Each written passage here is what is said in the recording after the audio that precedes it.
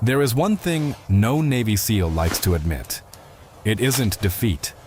It isn't fear. It's something far rarer and far more unsettling than either of those things. It's the moment when you, one of the most trained warriors on the planet, watch another human being do something you simply cannot process. Not because it's impossible, but because you spent years believing that the limit of what a man can do in combat existed within a certain range. And then someone appears and erases that entire range. Without warning, without fanfare, without even realizing they were doing something extraordinary. This happened. It happened in the Iraqi desert in 1991, during one of the most televised wars in modern history.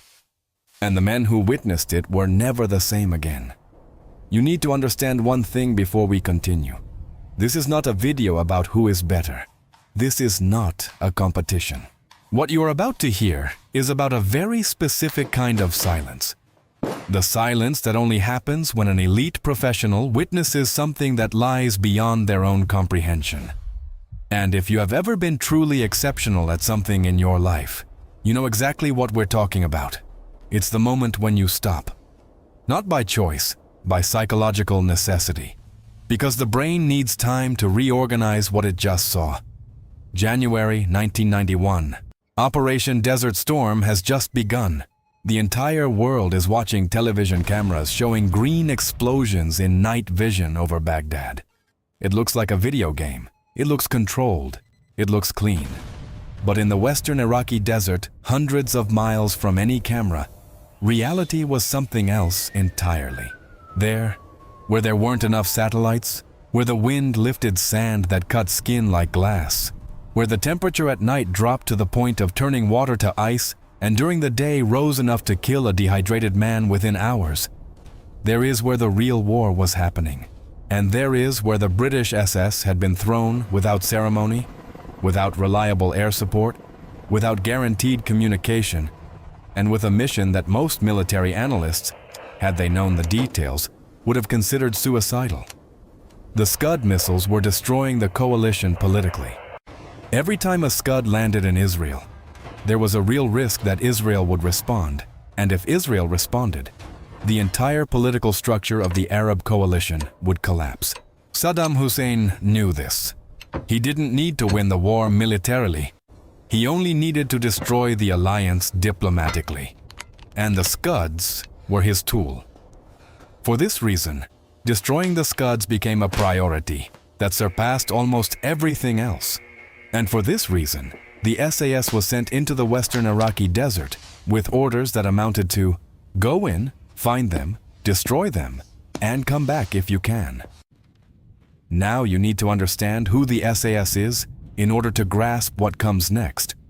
Not the SAS you saw in movies, not the SAS from airport novels. The real SAS.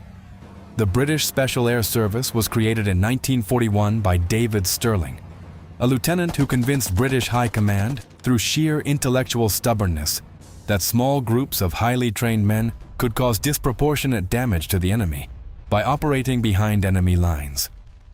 Stirling was right. Within 2 years of operations in North Africa, the CS destroyed more German aircraft than the entire British Air Force during the same period. Not because they had better equipment, because they had a different philosophy. The CS philosophy is not about heroism. It's about cold, calculated efficiency and a tolerance for physical and psychological discomfort that goes beyond what most militaries consider possible. The SAS motto is, "Who dares wins." But what nobody tells you is that daring, in the CS vocabulary, does not mean impulsive courage. It means the willingness to enter situations that no rational calculation would justify, and to function within them with the same precision you would bring to a controlled environment. It is the capacity to be completely outside external control and still maintain internal control. That distinction is everything. And it was precisely that distinction that the SEALs watched functioning in real time in the Iraqi desert, and that left them speechless. The Navy SEALs are, by any objective metric, one of the most formidable special operations forces ever created. The BUDS training that produces SEALs is specifically designed to eliminate anyone who does not possess a specific combination of physical endurance, psychological stability, and operational intelligence. Hell Week, the simulated drownings, the sleepless hours, the constant cold. None of that exists to produce robots. It exists to discover which men can make correct decisions when the body is completely destroyed and the mind is at its limit. The SEALs who reach the end of that process are, by definition, people who function under pressure in a way that most human beings simply cannot. And that is precisely why what they saw left them silent. Because when you are someone who functions exceptionally under pressure, you develop a very refined sense for recognizing when someone else is doing the same. And when you see someone doing it at a level that is beyond your own level, the reaction is not skepticism. The reaction is silence, the silence of recognition. What specifically happened is not in any officially declassified report at that level of detail, but it is in the books, in the interviews, in the testimonies of operators who lived through that period. And when you put it all together, the picture that emerges is this. The SAS patrols in the western Iraqi desert were operating under conditions that went beyond what any planning had anticipated.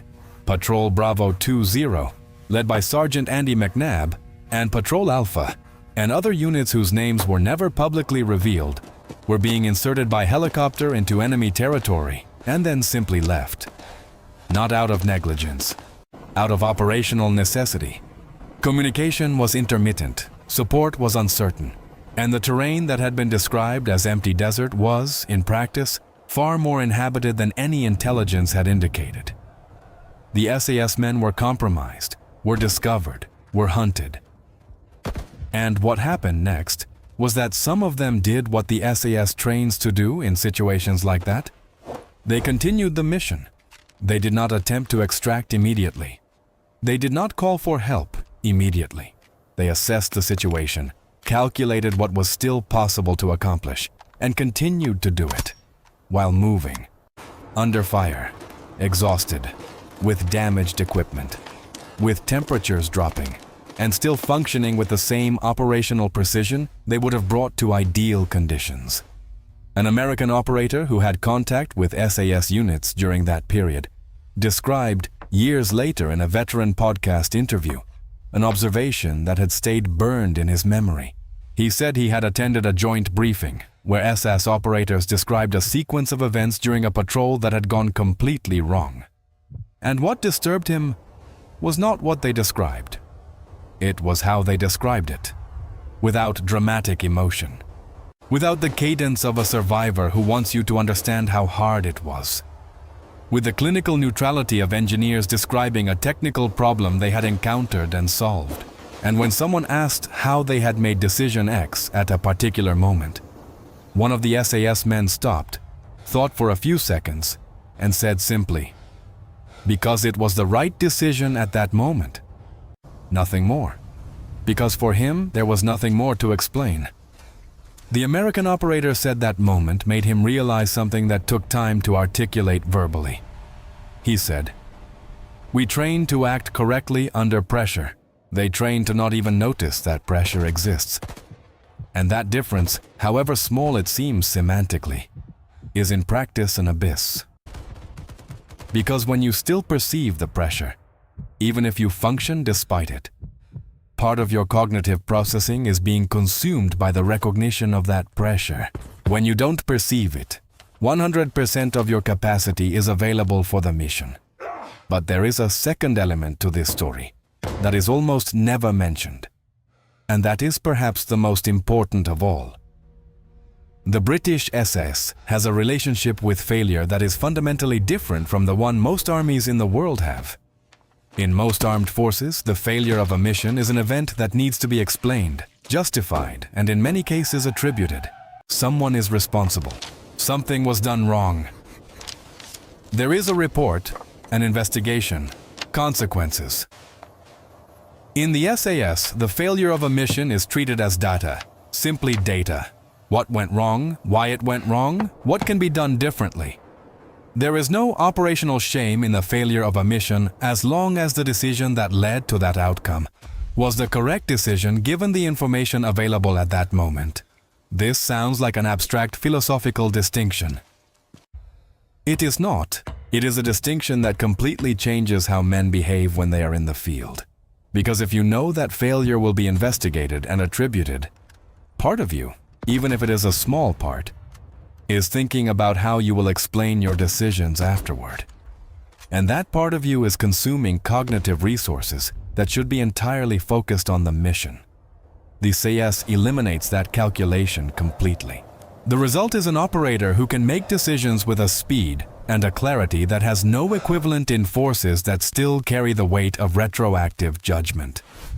The SEALs who watched this functioning in real time in the Iraqi desert were left speechless, not because they saw something they could not do.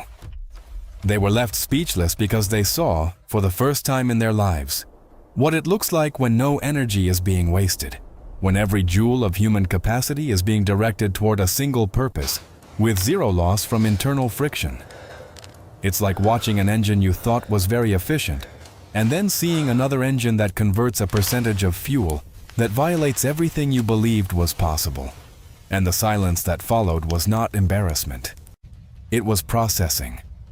It was the minds of highly trained men reorganizing an enormous number of assumptions simultaneously.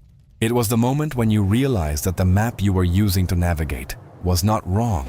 It was simply incomplete, and that the territory was larger than you had imagined. There is one last thing that needs to be said about this episode, and it is the thing that transforms this story from a military curiosity into something far more universal. What the SEALs saw in the British SAS during the Gulf War was not a superpower. It was not genetics. It was not even technology. It was the result of a selection and training system that had made a different philosophical bet about what is fundamental in a combatant. And that bet had been tested over decades, across dozens of conflicts, under conditions that no laboratory could simulate. The lesson is not that the SAS is better than the SEALs. The lesson is that there is always a level of mastery that lies beyond the level you currently consider the ceiling. And the men who reach that level are generally not those who trained hardest in the conventional sense. They are those who, at some point along the way, stopped fighting against the conditions and started including the conditions as part of themselves. Stopped perceiving the pressure not because they became insensitive, but because they became so integrated with it that the distinction between operator and environment simply disappeared. That is what a SEAL saw in the Iraqi desert in 1991. That is what left him speechless. And if you stop for a moment and think honestly about what you do in your field, whatever that field may be, you will recognize that same abyss between the level where you are and the level where there is no longer any separation between you and what you are doing. That abyss has a name. The SAS simply found a way to cross it that the rest of the world is still trying to understand.